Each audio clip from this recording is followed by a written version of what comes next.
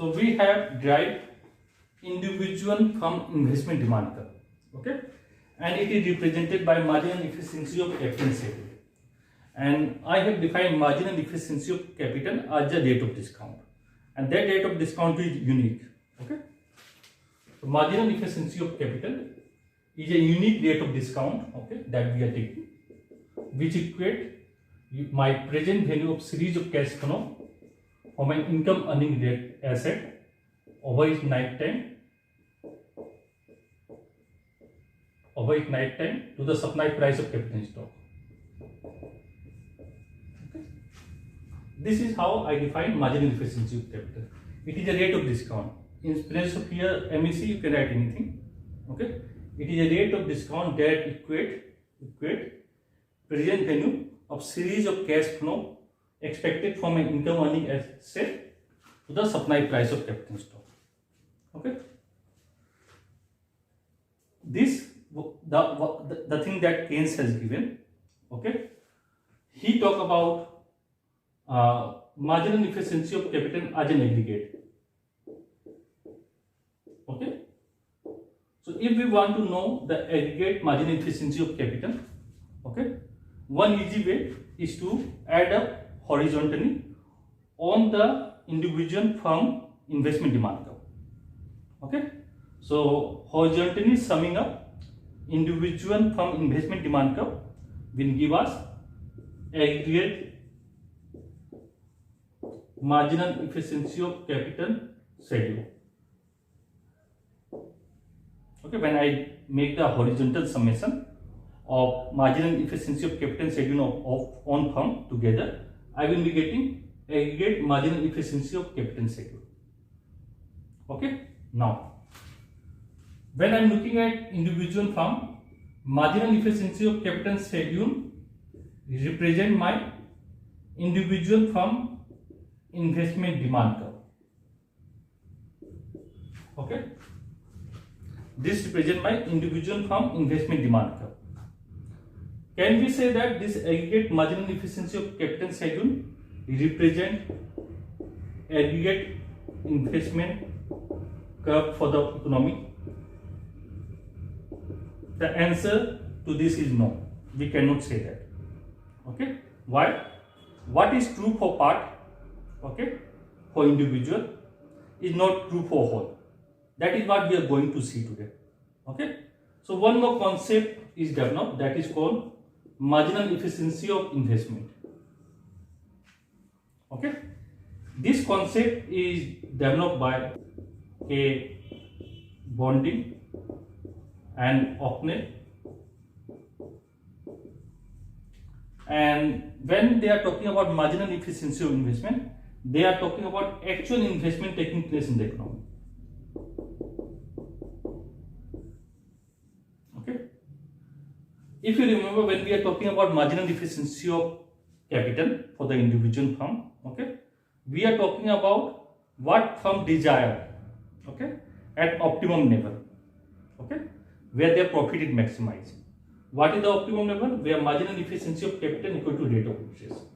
Okay, so this give the decision room for the firm how many projects they want to take at optimum level. This is what they desire. So when I am aggregating marginal efficiency of capital schedule, I am getting desired level of investment in the economy. Okay. When we are talking about investment curve for the aggregate level, we need to look at actual investment. And on firm is increasing demand for capital goods, as I have shown you in the graph. Supply of capital goods is given. Okay. This is demand for capital goods. When rate of interest decreases, if you look at individual firm will be moving from this level of capital stock OK1, if rate of interest is I1, if rate of interest decreases to OK2 along the marginal efficiency of capital schedule, individual firm. Okay, but if on firm are doing that, if on firm want to increase the optimum level of capital stock when rate of interest decreases, okay, given that there is a capacity constant in the capital goods industry, output of capital goods cannot be increased. Okay, so supply is given, there is a capacity constant, supply cannot be increased, demand increases in the economy, we are talking at aggregate level now. So price of capital in stock will increase. And when price of capital in stock increases, marginal efficiency of capital will come down for own firms, for own project. Okay. So they define marginal efficiency of capital, okay, as present value of a series of results that you are expected, okay, over asset lifetime, economic lifetime, to the price of capital in the presence of change in price of capital due to change in demand for capital goods, even in the short run. Okay, this is what they have defined marginal efficiency of investment. Okay, now, as I have told you that marginal efficiency of investment is the actual investment. Okay, so let's look at how we can drive this marginal efficiency of investment schedule. Okay, so here we are driving marginal efficiency of investment schedule. Okay, or we are looking at aggregate demand for capital stock in the economy.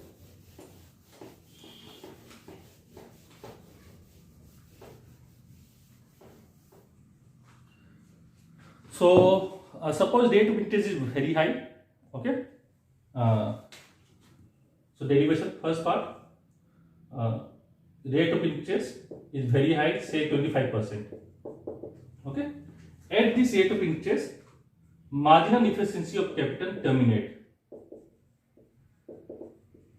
Okay, I am telling what this means. I am looking at aggregate marginal efficiency of capital. Okay, marginal efficiency of capital terminate means no new investment in plant, machinery, equipment is taking place. Okay, so let me draw the graph here first. So here you can take new investment, here origin, here I am taking marginal efficiency of capital, marginal efficiency of investment and rate of interest. Okay, so rate of interest is 25% and I am saying that my marginal efficiency of capital terminate in the economy. At this very high rate of interest, 25%, okay, my marginal efficiency of capital for own firms terminate. That means no new investment in plant and machinery is taking place. Okay, but we have capital goods in the industry. Capital goods industry, okay, they are producing capital goods. There are two kinds of industries generally. One is capital goods industry, okay, that produce capital goods and consumption goods. Okay, machine for consumption goods. Okay, that this machine for consumption goods is used by the consumption goods industry to produce goods that we consume. Okay, so we are looking at capital goods industry that produce capital goods. Okay, so at this rate of interest, this capital goods industry is producing only limited amount of capital goods, okay, to replenish the worn out capital stock. That means depreciation. They have certain capacity in the capital goods industry. They are producing that much so that they can replenish the worn out capital stock within their area. Okay, this is what they are doing. So here, what is happening? My marginal efficiency of capital terminates for own firm. That means no new investment in plant, machinery, and equipment is taking place. Only we have capital goods industry, okay, that is producing capital goods for replenishment of worn out capital stock. Suppose capital goods industry, okay, every year 1000 crore of machine worn out. So they are producing 1000 crore of machine every period. Okay, that means no new investment in plant and machinery is taking place. They are producing that much of capital stock to replenish the existing capital stock due to depreciation. Okay, now if demand for capital goods, is not volatile, that means it is not fluctuating, and that means the price of capital goods is stable. Okay, if demand for, I am saying again, if demand for capital goods is not fluctuating, okay, not volatile, and price of capital goods is stable, okay, then marginal efficiency of capital and marginal efficiency of investment can intersect. Okay, why? Because at this level, your desired investment will be equal to actual investment. There is no fluctuation. There will be stable environment. What is your desired investment? marginal efficiency of capital, must be equal to your actual investment. So I can start both here. Okay, I'm repeating one more time. Given the condition that demand for capital goods and price of capital goods is stable, that means demand for capital goods is not fluctuating in the economy and price of capital goods is stable. Of course, at this rate of interest, marginal efficiency of capital terminate, no new investment is taking place, so demand for capital goods will be stable. Okay, that means price of capital goods will be stable. So when you have a stable condition, desired investment will be equal to actual investment. So I can start both curve from here. Okay, let me draw marginal efficiency of curve, marginal efficiency of capital curve, that is aggregate marginal efficiency of capital curve, to be flatter than marginal efficiency of investment schedule. Okay, I am going to explain why this is the case. Okay, so at 25% rate of interest, we see that there is a termination of marginal efficiency of capital. No new investment is taking place. Suppose rate of interest decline. Rate of interest decline to 15%. Okay, rate of interest decline to 15%. So when rate of interest decline to 15%, okay, what will happen? Look at the individual firm behavior. Optimum investment decision rule is saying that increase the capital in stock. Okay, I have shown you in the beginning. This is for individual firm, marginal efficiency of capital. So when rate of interest decline, okay, from say OI1, if rate of interest is OI1, demand for capital in stock is OK1. Okay, because the optimum investment demand will be where marginal efficiency of capital equal to rate of interest. When rate of interest decline to I2, optimum capital in stock for individual firm increases to OK2. Okay. Similarly, when rate of interest decline, own firm would like to increase capital in stock. Okay, this is my representative firm. So own firm would like to increase capital in stock to optimum level, where marginal efficiency of capital equal rate of interest. Okay. Suppose I aggregate the capital in stock that is demanded by own firm. Okay, so own firms demand for capital in stock taken together, I get desired level of investment to be I0, say 3000 crore. Okay, this is my desired level of investment at this rate of interest, 15%. Okay, 15% means my marginal efficiency of capital for own firms, okay, equal to rate of interest, which is 15%. Okay, that is giving me the optimum decision rule. Okay, now when own firm increase demand for capital in stock, look at the capacity of the capital goods industry. Capital goods industry is producing, okay, only to the replenishment level. So capacity is given. They are producing only that much of capital stock so that they can replenish the one out of capital stock that they have. Okay. So when demand for capital goods increases because rate of interest decreases, okay, what will happen? Supply price of capital stock will increase. Supply price of capital stock will increase means upfront cost that this firm are paying for the supply of capital stock will increase. CK will increase. Upfront cost.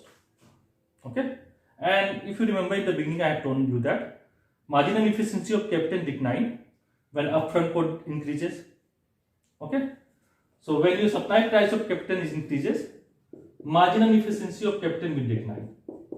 That means expected rate of return on new project will decline. And this decline will be for own firms, okay, taken together as well as for own project. Okay. So when this happens, the actual investment in the economy will be I1. Okay, say 1,200 crore in place of 3,000 crore. Okay. That is why my marginal efficiency of investment schedule is steeper than marginal efficiency of capital schedule. Okay. Clear everyone? Now, why this marginal efficiency of investment is called aggregate demand curve? Which because it represents the actual investment demand in the economy. At this rate of interest, okay, own firm want to have optimum level of capital in stock, which is about I0. Okay, given the capacity in the capital goods industry, okay, actual investment in the economy will be I1 or I1. Okay, that is why marginal efficiency of investment schedule represent my economy investment demand schedule, whereas marginal efficiency of capital represent my firm investment demand schedule. Okay, now when we are talking about marginal efficiency of capital, okay, this idea of marginal efficiency of investment is given by Bonding and Ockney, because conceptually there is a problem in the marginal efficiency of capital analysis. Okay, so let's look at the factors that are affecting our marginal efficiency of capital. So there are short-term and long-run factors that affect our marginal efficiency of capital. In the short term, okay, the factor that affect your marginal efficiency of capital, one is your expected demand in the economy. Okay, so if expected demand is high, expected return on new investment will be high, so investment will be more. Then you have cost and prices. Okay, cost, when there is a higher cost, upfront cost is high, marginal efficiency of capital will be low.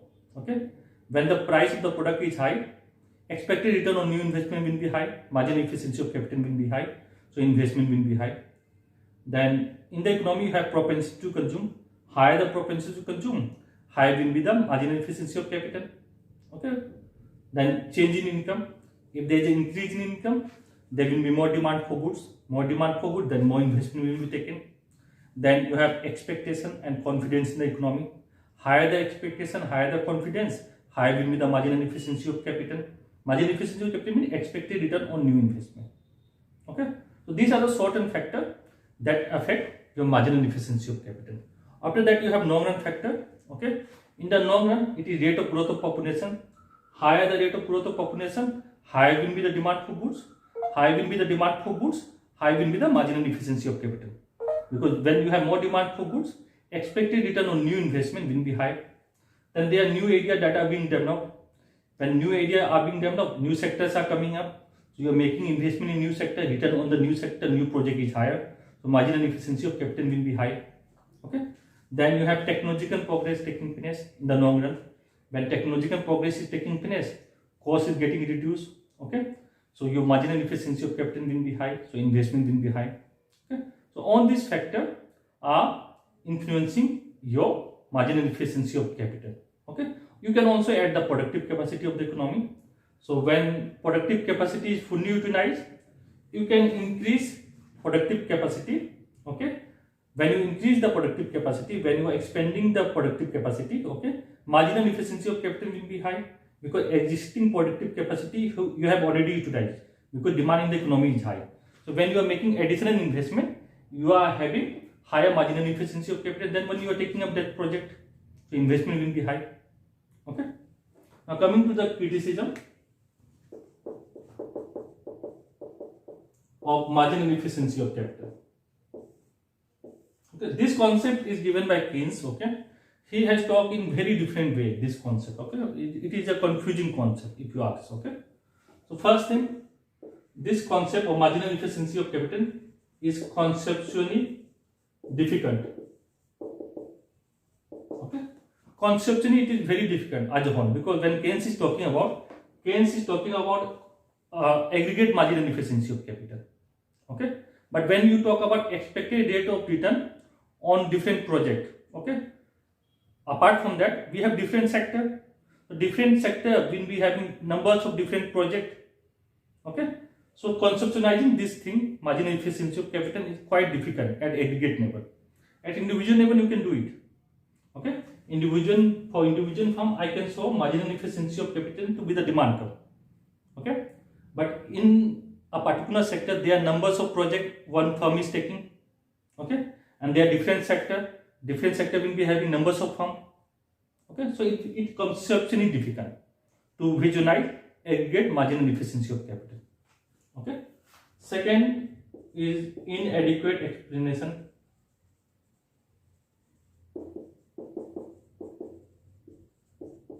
So the explanation provided by Keynes, okay, about this investment demand curve, okay, determinants that I have just talked about and shape of the marginal efficiency of capital is not proper. Okay. he has ignored variation in profitability of capital with relation to its productivity. Okay, how profitability of capital, okay, is varies with respect to its productivity. That aspect he has not looked at. Then technology change, okay, also affect your marginal product of capital. That aspect is also not considered. Then you have diseconomies and economies of scale, okay, which influence the shape of your investment schedule. Okay, that aspect we also ignore. He has not considered that aspect. Okay, then you have incomplete explanation. So his theory of marginal efficiency of capital is in fact not a theory because it is incomplete in explanation. Okay, we don't have proper explanation. Okay, the way he has provided the analysis, it is not satisfactory. Okay, and the factor that he has considered that influence the productivity of capital is not satisfactory. And this marginal efficiency of capital, okay, he has used in so many senses, okay, that it become confusing what actually he want to say. Okay, so marginal efficiency of capital schedule that I have discussed, so no need develop for you people. Okay, it's a bit confusing the way he has developed, and he has used in many different senses. Okay, not for one purpose but different purposes. Okay, incoherent relationship. Incoherent relationship. Incoherent means unclear relationship. Okay, so he has talked about two relationships: relationship between marginal efficiency of capital and rate of interest. Okay, but marginal efficiency of capital is a dynamic concept. Okay, where rate of interest is a static concept. Okay, so the relationship that he has developed is unclear, is incoherent. Okay, these are the limitations that we have for the marginal efficiency of capital. But this contribution is considered one of the important contribution. Okay, in order to understand analysis about how we can visualize, okay, aggregate investment. Okay, so later development that we have in terms of marginal efficiency of investment that give us the investment demand schedule for the economy as a whole. Okay, provide us analysis where we can visualize actual investment. Okay, so there is a desired investment. Okay, so in the economy we can start every period start there is a certain desired investment. Why desired investment differ from actual investment? Okay, so one way of looking at this theory is in that way is that because there is a constraint in the economy, so whatever is the desired investment, it is not able to be fulfilled. Okay, so actual investment remains short of your desired investment. Okay, so I stop here. This complete about marginal efficiency of capital and marginal efficiency of investment and asset with its shortcoming.